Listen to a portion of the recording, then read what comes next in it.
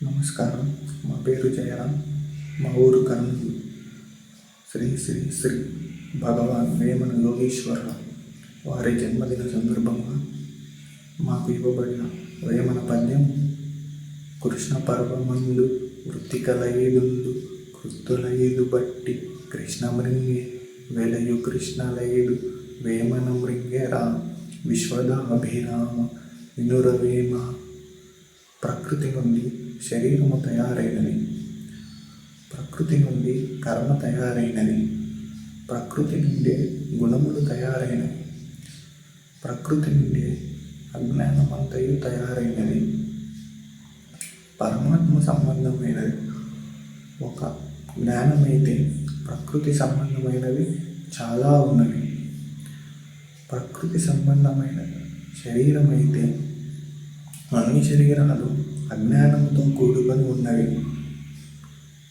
అజ్ఞానం అనగా ప్రకృతి సంబంధమైన శరీరమును, జ్ఞానం అనగా పరమాత్మ సంబంధమైన శరీరముగా మార్చవలెను. ఆకాశము, గాలి, అగ్ని, నీరు, భూమి అను 5 భాగములుగా ప్రకృతి ఉన్నది. ప్రకృతి నుండి తయారైన శరీరము కూడా జ్ఞానేంద్రియములు, కర్మేంద్రియములు, వాయువులు, తన్మాత్రలు,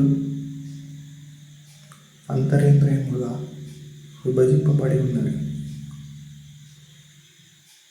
ప్రకృతి స్వభావమంతయు పంచతత్వములుగా ఉన్నది.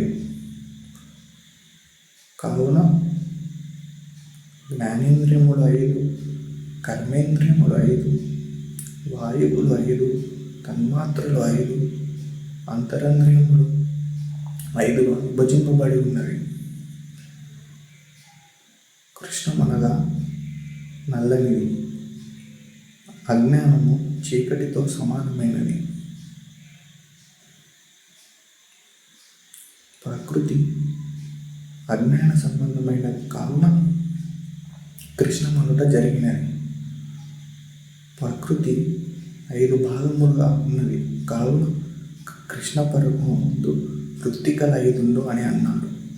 వృత్తికలైన ఆకాశము, గాలి, అగ్ని, నీరు, భూమి నుండి తయారైన శరీరము 5 భాగములుగా ఉన్నది. కావున కృత్తులైదు అని అన్నారు. ఈ శరీర 5 భాగములు అజ్ఞానముతోనే కూడుకొని ఉన్నవి. కావున కృత్తుకలైదు పట్టి కృష్ణ మృంగేనన్నారు.